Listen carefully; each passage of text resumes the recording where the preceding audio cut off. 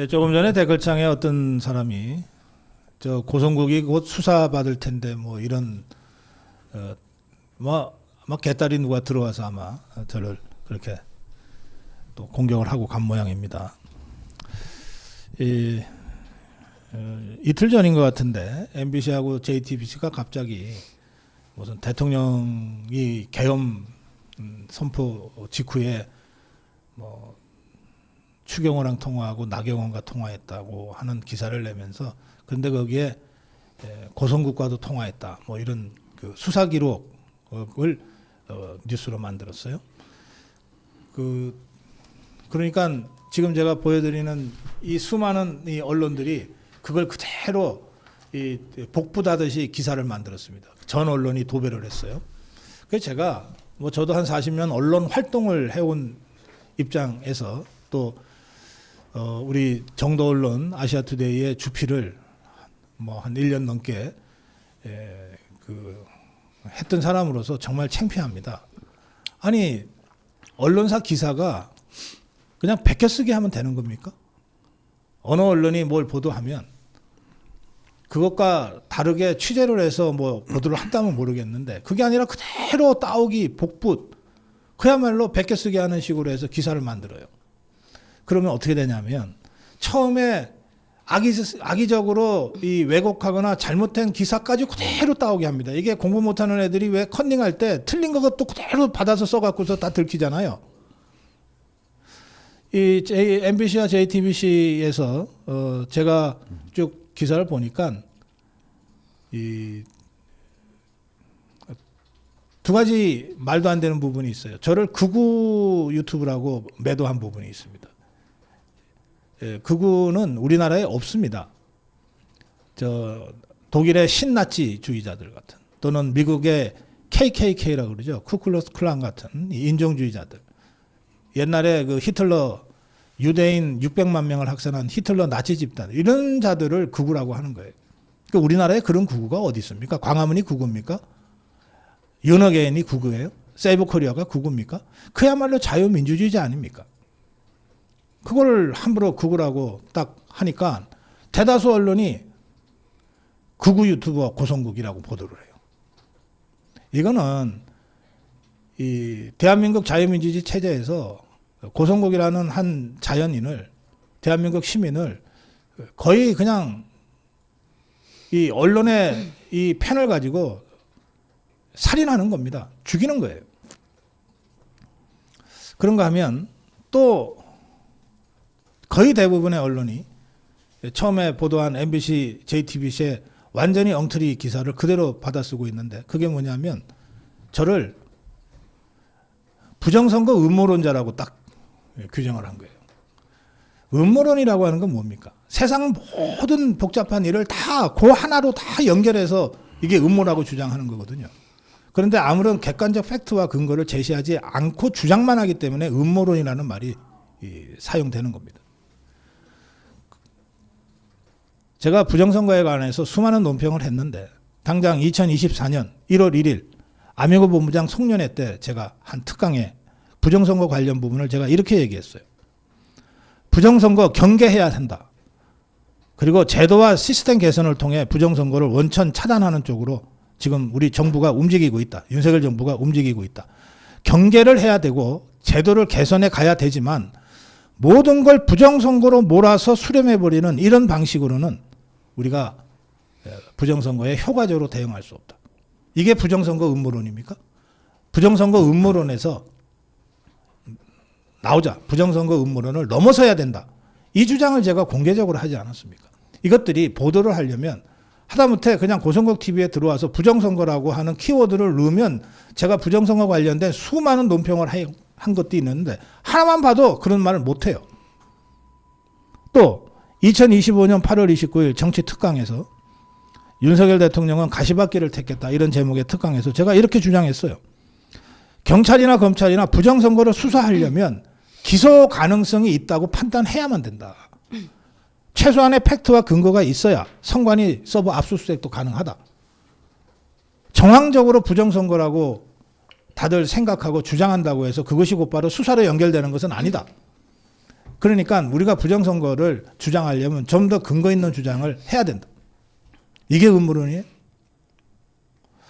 그래서 이런 그 잘못된 이 기사가 처음에 MBC, JTBC로부터 시작되니까 거의 모든 언론이 그 잘못된 오답, 틀린 거 커닝하듯이 이런 식으로 양산을 해냈어요. 이게 대한민국 언론의 민낯이에요. 그래서 제가 더 이상 언론이 아니다라고 보는 겁니다. 그리고 진짜 언론은 고성고 TV를 통해서 해야 되겠다. 그래서 저희가 정론 방송을 지향하고 있는 겁니다. 자, 이 문제 관련해서 오늘 걸리면 죽는다 류혜 교수, 정중일 두 분 모시고 변호사 두 분 모시고 좀 구체적으로 좀 짚어보겠습니다. 예, 두 분 어서 오십시오. 네, 안녕하세요. 반갑습니다. 예, 두 분 모셔놓고 제가 제 얘기만 해서 죄송합니다. 아닙니다. 그런데 이 MBC, JTBC와 또 그 기사를 그대로 베껴쓰기 하고 있는 수많은 언론들, 제가 핵심적으로 두 가지가 문제가 있다 이런 말씀을 제가 드렸는데, 저희 고성고 TV의 법률 자문 로펌의 대표시기도 하니까 이 상황을 어떻게 보고 계신지요? 지금 말씀하신 게 정확합니다. 일단 제일 먼저 그러니까 언론에 보도된 게 JTBC랑 MBC인데, 네. 두 개 공이 우리 박사님을 극우라는 말도 안 되는 어떤 비방, 모욕적인 어떤 발언들을 했고요. 그 다음에 또 두 번째는 지금 부정선거 의혹을 사실 제기하신 적이 없으심에도 불구하고 그런 것에 대한 진위 여부를 따지지 않고 마치 우리 고 박사님께서 부정선거 의혹을 거듭 제기해온 인물이다. 아니, 부정선거 의혹을 제기하는 것과 그걸 음모론으로 풀어가는 건 또 차원이 좀 다릅니다. 맞습니다. 예. 네. 그러면서 자연스럽게 윤석열 대통령께서 당시 계엄을 하면서 중앙선관위에 군대를 보낸 것이 그것과 관계 있는 것처럼 얘기를 하면서 전화 5번 한 거를 문제 삼는데, 아니 전화를 한 것이 첫 번째 무엇이 문제입니까? 두 번째는 사실은 많은 우리 보수파 국민들은 박사님께서 우리 윤석열 대통령께 되게 의미 있는 중요한 고언을 하시는 정말 훌륭하신 분이구나라고 또 많은 분들이 이제 느끼게 되는 계기가 된 건 저는 다행이라고 생각을 하고요. 근데 또 다른 측면에서 보면 지금 이게 통신 자료가 지금 유출된 거지 않습니까? 네. 전화 통화 내역 자료가 유출이 됐는데 이 사건은 좌파 쪽에서 고발을 해가지고 저기 서울경찰청 쪽에서 그건 통신 자료 조회를 해가지고 확인하는 자료입니다. 근데 그거는 법원의 허가를 받아서만 받을 수 있는 자료이고, 그것이 이렇게 외부적으로 이렇게 유출돼서는 안 되는 자료예요. 유출되면 그 자체로 형사처벌되는 규정이 있고요. 그다음 그것이 법원에 와서 법원에서 변호인이 등사를 했는데 그 자료가 나갔다고 하더라도 그 자체로 또 처벌하는 규정들이 있습니다. 그렇기 때문에 이번에 최초로 보도한 MBC나 JTBC나 공이 허위사실 유포를 했을 뿐만 아니라 우리 고 박사님을 모욕했을 뿐만 아니라 통신비밀보호법상의 형사처벌 대상이 되는 그런 범법 행위를 하면서 네. 이 언론을 호도하고 있다, 이렇게 말씀드릴 수 있습니다. 네, 그런데 여기서 지금 말씀하신 것보다 더 깊이 좀 들어가 보면요, 박사님을 비선 실세라는 프레임으로 살살 그림을 만들어 가고 있습니다. 근데 그것도요, 과거에 박근혜 대통령 때와 거의 똑같은 프레임이에요. 뭐냐면은 고성국에 하루 5번 먼저 전화. 사실 이런 표현이 되게 좀 이상하잖아요. 먼저 전화 5번. 그리고 시간을 쫙 보여줍니다. 짧은 시간 동안 5번이 다다다다닥 찍히 그 시간을 얘기하면서 받지 않은 시간을 얘기하면서 이때 고성국은 무엇을 했다, 이런 식으로 그림을 딱 만들어놔요. 예. 되게 연구를 많이 한. 제가 그때 뭘 했답니까? 박사님 방송하면서 제가 오늘 어디 갔다 왔습니다 하는 그걸 또 딱 이렇게 보여주고, 광화문에서 무슨 집회가 있었는데 네. 거길 가셔서 전화를 못 받은 것 같다, 뭐 네, 그런 자기네들이 식으로. 그걸 또 이렇게 그림을 딱 맞춰놔요. 네. 저희도 몰랐는데 그 방송을 보면서 박사님이 그때 그러셨구나 할 정도로 얼마나 정성을 들여서 만들어놨는지. 근데 그걸 보면요, 어떤 생각이 드냐면요, 정말 지금 이 시기에 뭔가 급하구나. 왜 갑자기 지금 박사님을 이건 박사님, 이렇게 박사님이 힘이 센 비선실세였습니까? 저도 깜짝 놀랐어요. 제가 뉴스 보면서요. 아닌데 그거 아닌데. 자, 제가 왜 웃으면서 이 이야기를 하냐면요. 하다 할 게 없으니까 참 별걸 다 하는데 잘못 걸렸습니다. 딱 걸렸습니다. 그날 밤 저희 잠 못 잤습니다. 기사 나오는 거 다 모니터링해서 다 다시 편집했고요. 네. 그래서 다시 섹션별로 분류했는데 어제까지 계속 기사가 쏟아지더라고요. 네. 관련된 기사들이 몇십 개든 몇천 개든 상관없습니다. 저희 다 분석하고 있습니다. 알겠습니다. 그런데 이 참 황당한 것은 그 보도를 보니까 네. 그 계엄 직후에 윤석열 대통령이 추경호한테 전화하고 나경원한테 전화했다. 네. 이렇게 나와요. 뭐 전화 시간도 뭐 1분 또는 40초. 네. 그러니까 이 언론이 추경호하고 나경원한테는 이런 통화 기록이 나왔는데 어떤 내용의 통화를 했냐고 확인 취재를 해요. 네. 그러니까 추경호와 나경원이 뭐 나야 뭐 이런 얘기 했다라고 또 취재에 응했어요. 그러면 저들 이 고성국을 뭐 추경호 나경원에 또 바로 이어서 제 이름을 얘기했잖아요.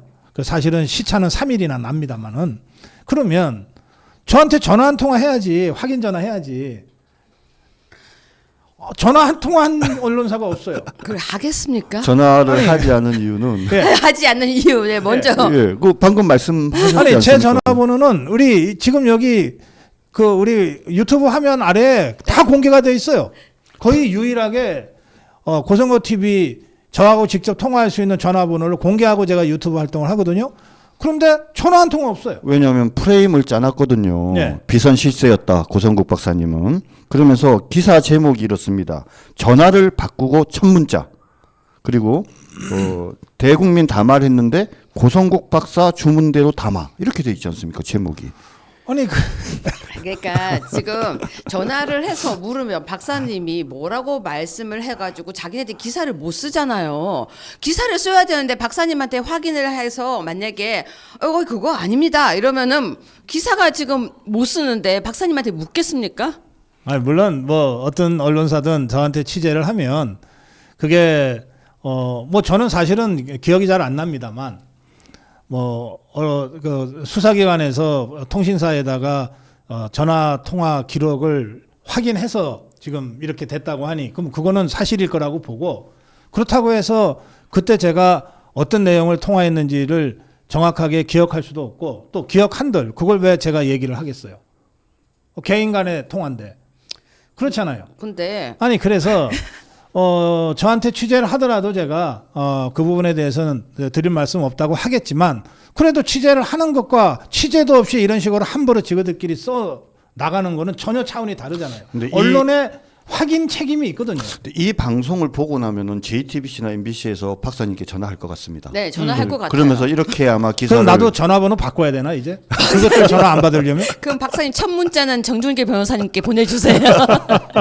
나 이런. 하여튼 그래서 이게 뭐 제 개인 문제를 가지고 뭐 길게 얘기하는 것은 좀 그렇습니다만 많은 분들이 말씀하시듯이 이거는 종북 주사파들이 개딸들이 윤석열 대통령을 공격하기 위해서 고성국이를 소재를 쓰고 있는 거거든요. 예, 근데 사실 또 박사님의 개인 문제가 아니라고 생각합니다. 네. 그러니까 여러 뭐 유튜버들도 계시고 또 윤석열 대통령께 의미 있는 조언을 했던 많은 분들이 계시는데도 불구하고 좌파들이 프레임을 짜면서 상징적인 인물로서 고 박사님을 선택을 해서 고 박사님께 과거 최순실에게 그렇죠? 엎어씌었던 비선 실세의 그런. 그러니까 아까도 말씀드렸지만은 대국민 담화를 했는데 고 박사님이 그 전날 방송했던 내용대로 담화를 하더라. 내용도 똑같다. 이런 식으로 지금 계속 기사를 몰고 가고 있거든요. 그런 측면에서는 어떻게 보면은 박사님의 의도와 관계없이 생각과 관계없이 네. 이 큰 싸움의 전선에 앞장서실 수밖에 네. 없는 상황이 됐다. 이건 제가 알려드려야 될 것 같습니다. 극우 유튜브에 의지한 윤이라는 프레임을 만든 뒤에 박사님을 극우의 우리가 흔히 말하는 대마왕으로 만들어놨어요. 그래서 박사님이 그때 쓰러지신 그 안타까운 날 극우 유튜브 이러면서 진짜 유튜브 이러면서 쓰는데 자 방송 중 혼절했던 영상에 관계되었던 명예훼손과 모욕으로 총 183명을 고소했습니다. 예. 예. 이거는 제가 직접 고소한 거라서 고소한 겁니다. 네, 고소했습니다. 그런데 그 중에서는 극우라는 프레임으로 박사님께 이야기했던 걸 모두 많은 사람을 용서해서 걸려서 채를 탈탈 턴 뒤에 가장 미세한 채에 다 걸렸던 사람들입니다. 웬만한 사람은 다 용서해줬습니다. 그래서 183건, 명예훼손의 74건, 모욕이 109건입니다. 지금 현재 진행 중인데 이제 이거 어떡합니까? 이렇게 또 극우라고 하면은 저희 어떻게 합니까? 뭐 계속 싸울 수밖에 없죠. 맞습니다. 예, 그렇습니다. 예, 박사님만의 싸움이 아니라 저희 바로 자유우파, 보수 우파의 지금 싸움이기 때문에 체제 전쟁이기 때문에 저희가 지금 열심히 하고 있습니다. 네. 뭐 저 개인에 대한 공격이라면 뭐 그게 한두 번 있었던 것도 아니기 때문에 제가 이것을 이 소송으로 가져간 적이 한 번도 없습니다. 예, 그런데 이게 제 개인에 대한 공격이 아니라 어떤 형태로든 윤석열 대통령과 또 자유우파를 공격하기 위한 이 소재로 써서 프레임에 집어넣고 이렇게 하기 때문에 이것은 우리 자유파에 대한 공격이라고 우리가 인식할 수밖에 없고 따라서 개인 문제니까 그냥 넘어가자 이렇게는 할 수 없다. 예, 네. 그것 때문에 우리 법무법인 우리 정중일 변호사와 류여혜 교수가 이 문제를 지금 법률적으로 다루고 있다. 이렇게까지 말씀드리겠습니다. 네, 제가 한마디만 더 하겠습니다. 네. 만약에 이 고소장을 받으시고 난 뒤에 정중한 사과와 극우라는 말을 쓴 걸 아주 사과를 진짜 깊이 있는 사과를 한다면 저희는 그 부분에 대해서도 여러 가지 방안을 마련하고 있습니다. 그렇기 때문에 고소장을 받으셨어도 당황하지 마시고 박사님이 극우가 아닌 것을 인정하시고 사과를 하면 됩니다. 예, 고소당한 게 억울하면 변호사 선임해서 법적 대응을 하세요. 예, 얼마든지 환영합니다. 예. 근데 아마 정중길 변호사를 이길 수 있는 변호사를 구하기는 거의 불가능할 겁니다. 예, 제가 그거는 또 미리 또 경고를 하죠. 예, 여러분께 알려드리겠습니다. 자, 이재명이가 계속 방탄복 쇼를 하고 있어요. 그런데 경찰이 암살 제보 관련해서는 내용이 하나도 없다. 또 뭐 러시아제 권총 무슨 2km 사거리에 무슨 소총 그런 것도 전혀 확인된 바가 없다라고 공식 발표를 했어요. 네. 예. 근데 지금 이제 이재명 원래 맨 처음에 권총이었거든요. 근데 갑자기 사거리 2km 소총으로 갑자기 바뀌었습니다. 네. 방탄복에서 이제 유리막까지 나오는데 네. 제보 내용이 신빙성이 있다라고 말을 하면서 구체적으로 말을 안 해요. 그러니까 저- 제보자가 누구냐라고 물어보니까 좀 명확하지 않다라고 민주당 쪽에서는 그렇게 지금 그렇습니다. 얼버무리고 있습니다. 예, 그러면서 대통령도 경호처에 이 후보 경호를 요구하는 등 앞뒤가 맞지 않는 요구를 하면서 계속적으로 지금 암살 제보가 마치 사실인 것처럼 얘기를 하는데 옛날에 그 김어준이가 윤석열 대통령 계엄 당시에 이상한 얘기 국회에 나와서 했다가 전부 다 조사 다 받지 않습니까? 그런 상황인 것 같습니다. 아니요, 저는 근데 약간 걱정이 돼요. 진심 걱정되는데 혹시 이재명 지금 후보께서 이거 망상증인 거 아닌지 걱정이 좀 됩니다. 아니, 근데 사람들이 그런 증상이 있어요. 아무도 자기한테 욕 안 하는데 다 자기 욕하는 것 같고 아무도 자기를 지금 해코지 안 하는데 해코지 하는 것 같고 그 병원에 가야 되는데. 지금 걱정이 좀 되는 거예요. 예. 그런데 상황이 되게 심각한 게 이 방탄복이 되게 더워요. 지금 오늘 날씨가 29도까지 된다는데 이걸 껴입고 있는 것도 되게 이게 선거 운동하는 사람이 그걸 안에 가득 껴입고 이러고 다니는 것도 모양새가 이게 보통 나쁜 게 아닌데 더 나아가서 이제 방탄 유리도 치겠대요. 근데 이 유리가 또 돈이 비싸더라고요. 아니 그러면 개딸들이 그 방탄막에 에어컨 설치하겠지. 네, 방탄막이에요. 근데 그 예. 방탄막이 되게 비싼데 그 방탄막을 하고 이렇게 선거 운동을 하면 그 모양새도 좋지 않거든요. 그럼에도 불구하고 이렇게 하는 거 보면 본인은 되게 심각하게 뭔가 두려운가 봐요. 혹시요 지금 걱정돼서 그러는데 진짜 이게 만약에 아무도 그런 말을 안 하는데 본인만이 느꼈어. 아니 근데 만약에 후보가요 나 정말 살해 위협 느낀다고 하면 주변 사람들은 경호를 해야 되잖아요. 어쩔 수 없이. 네, 그렇다면 이거는 좀 걱정스럽습니다. 대한민국이 걱정되니까 살짝 이게 좀 약간 가보시면 어떨까 그리고 지금 뭐 걱정됩니다. 추가로 하나 말씀드리면 이렇게 얘기를 해요. 제보의 신빙성이나 구체성 정도가 매우 크다 이렇게 얘기를 해요. 네. 그러면서 물어봐요. 해당 총기 들여온 사람에 대한 확인이나 이런 구체적인 제보가 있느냐? 지금까지 막연한 상황이다. 이게 그런 거는 확인하기 어렵다. 사안 네네. 자체가. 그렇습니다. 그러면 우리 경찰은 그냥 뭔가 좀 막연하지만 그런 의심이 든다 그러면은 다 신고하면은 다 수사해야 되겠네. 아니 근데 테러에 대한 위해가 뭐 9개가 접수가 됐다고 전 봤었는데 기사에 예. 8개는 이재명이고 1개는 이준석이에요. 근데 왜 우리 후보는 아무도 위협을 안 해? 우리 후보 막 다니시거든요. 그것도 우리 후보는 시장에서도 이러고 다니시는데 저는 그게 너무 특이한 거예요. 왜 테러에 대한 아니 제가 테러 위험이 우리 후보에 있으라는 얘기 절대 아니고요. 이 기사가 너무 특이한 거예요. 이준석도 1개가 있는데 아니 저 김문수 후보가 팔굽혀펴기 80배 하니까 어떤 뭐 해코지 하려고 달려들다가도 아마 김문수 후보한테 당할 걸요. 근데 박사님 몇 개 겁이 하세요? 나서 달려들지 이거 못해. 몇 개 하세요? 팔굽혀펴기?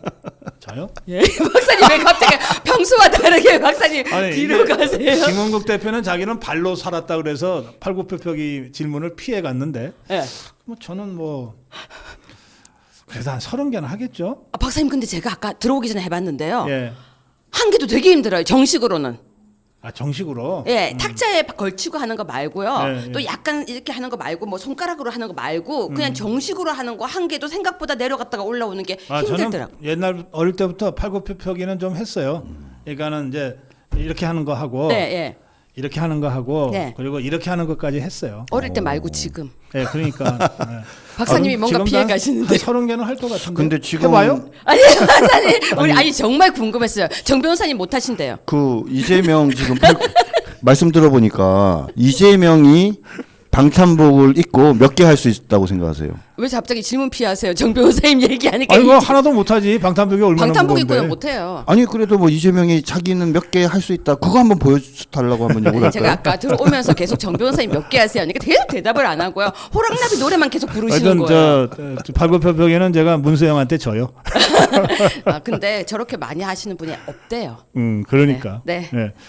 자 마지막 주제입니다. 지금 저 어제 그저께 김문수 후보가 그 대법원 앞에 가서 사법부를 협박하고 파괴하려고 하는 종북주사파 개딸 이재명에 대한 강력한 질타를 했습니다. 그래서 이번 선거 국면에서 사법 파괴와 사법 수호라고 하는 헌법 파괴와 헌법 수호라고 하는 또 다른 전선, 그 김문수 대 이재명 전선 중에 헌법 수호와 헌법 파괴, 사법 수호와 사법 파괴라는 전선이 구축되고 있는 것 같은데 네. 사실 법조인들이 지금 말은 못하지만 얼마나 그저 화가 나겠어요. 대놓고 협박하고 이 상황이 어느 정도 폭발력이 있는 사안일까요? 법조인이시니까 우리 정준길 변호사부터. 예, 사법 파괴와 사법 수호 이건 매우 중요한 이슈라고 생각하고요. 네. 이 부분을 차분히 국민들에게 설명을 하면 많은 사람들이 김문수 후보의 지지로 바뀔 거라고 생각합니다. 사법 파괴와 사법 수호를 달리 표현하면 어떻게 되겠냐면 독재냐 민주냐의 싸움입니다. 왜 사법 파괴가 독재냐 하면 지금 본인들이 민주당이 국회 권력을 장악하고 있지 않습니까? 민주당의 국회 권력을 모든 수단과 방법을 동원을 해서 사법부를 장악하겠다는 거잖아요. 이번 대선에서 만약에 본인들이 행정부의 권력을 잡고 그다음 국회의 모든 권한을 동원해서 사법부의 권력을 잡으면 입법, 사법, 행정 모든 것을 민주당이 장악하지 않습니까? 거기에다 거기 연구소의 소장이라는 자가 뭐라고 얘기했습니까? 상권 분립 과연 필요한지 생각해 볼 때가 됐다라는 얘기까지 하지 네. 않았습니까?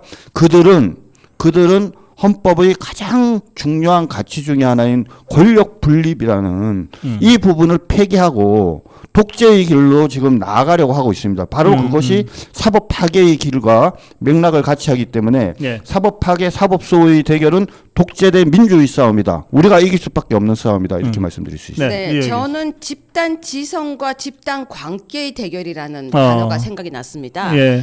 가만히 생각해 보면 정말 말도 안 되는 얘기거든요. 대법관을 100명을 늘리겠다. 대법원 위에 전제다. 말이 안 되는 얘기들이에요. 그래서 집단 지성을 가지고 있는 우리 집단 지성은 당연히 이건 아니라고 생각하는데 집단 관계에서는 말이 안 들리는 거예요. 이게 무슨 개념인지가 말이 안 들리기 시작하기 때문에 무조건 한쪽 방향으로 달리고 있습니다.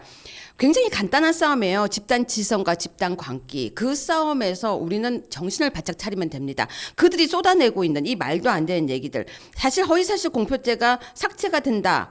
대통령이 되면 재판을 중단한다.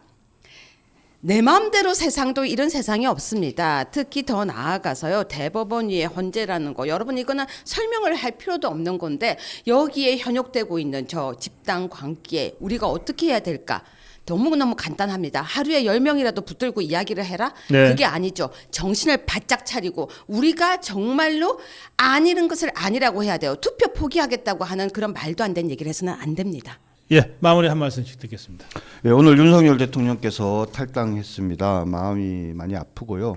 그 사실은 대통령께서 누구보다도 나라를 사랑하고 당을 사랑하시고 자유민주주의를 사랑하시기 때문에 적절한 시점에 본인이 자발적으로 그만두시려고 생각을 하신 거로 알고 있는데 몇몇 물리각간 사람들이 자꾸 대통령을 몰아세우듯이 쫓아내야 한다는 이런 막말들을 하는 바람에 오히려 100점이 돼야 될 윤석열 대통령의 탈당이 한 95점밖에 되지 않은 점에 대해서 매우 안타깝게 생각합니다.